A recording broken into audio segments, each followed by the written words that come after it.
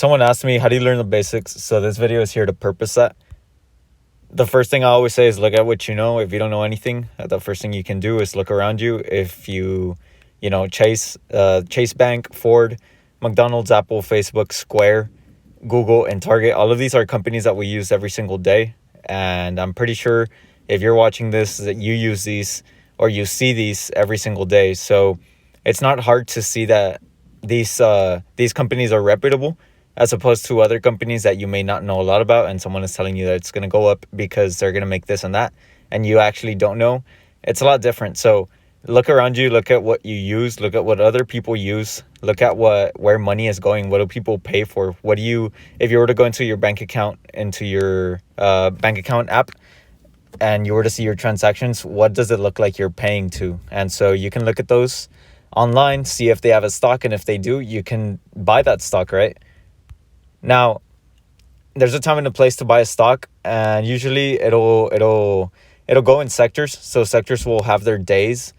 Right now, we've seen that technology was going up a lot, while other stocks weren't, right? Like there was a lot of sectors that have to stay back because money can't be going into every single sector at every single time. There has to be one that's getting sold off so that another name can be bought.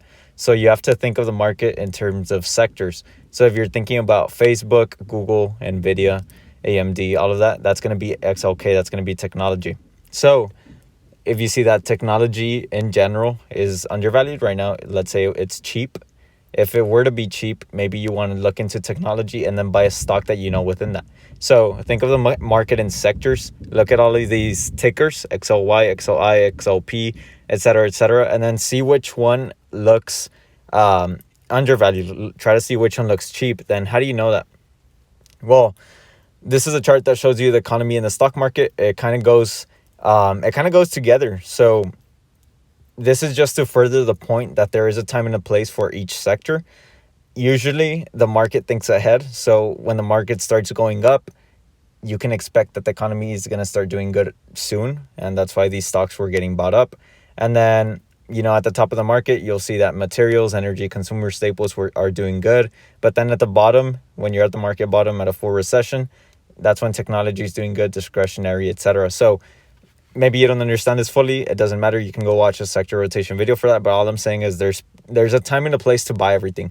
If you like Nike and it's at the very top, it looks so expensive as it is right now. You don't have to buy it right now. You can wait for it to drop later on in the future.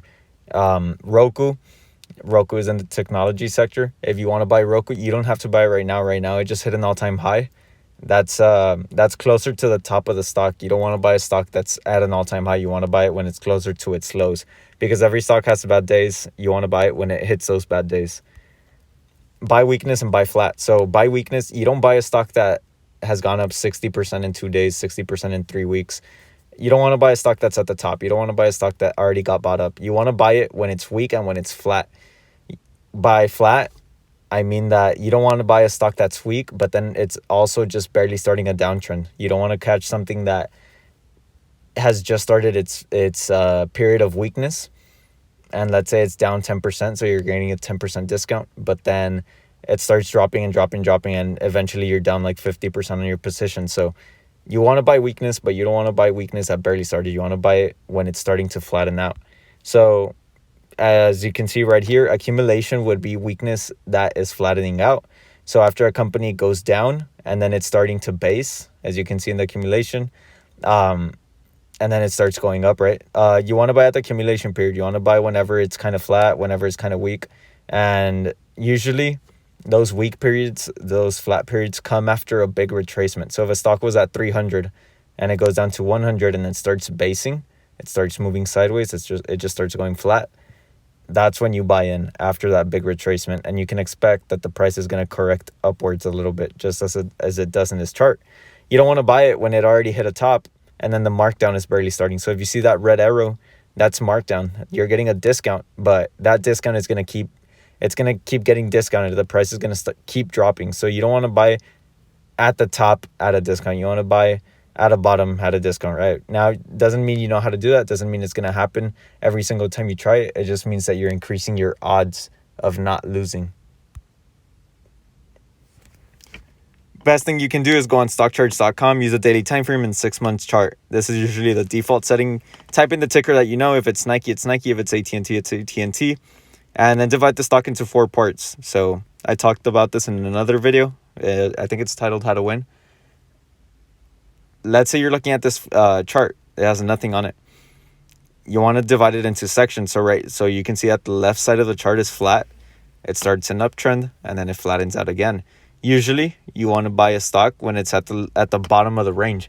So if it's closer to the bottom of the chart, it probably means you're getting it at a good price. It doesn't matter what broker you use. A lot of people ask me which one I use. I use a lot of these. I use Robinhood, TD Ameritrade, E-Trade, and M1 Finance. All of these are good though. Webull. I really don't care which one you use. If you're a beginner, an absolute beginner, Robinhood's fine. Anything else, if you're a little bit more advanced, you can use Webull, M1 Finance, and E-Trade, and then TD Ameritrade and Interactive Brokers. Those two are good. TD Ameritrade is just a little bit more complicated, and Interactive Brokers is for people outside of the US for the most part. If you're not following GTZ Capital on Instagram, go ahead and do so. I can answer any question that you have on there. Thank you.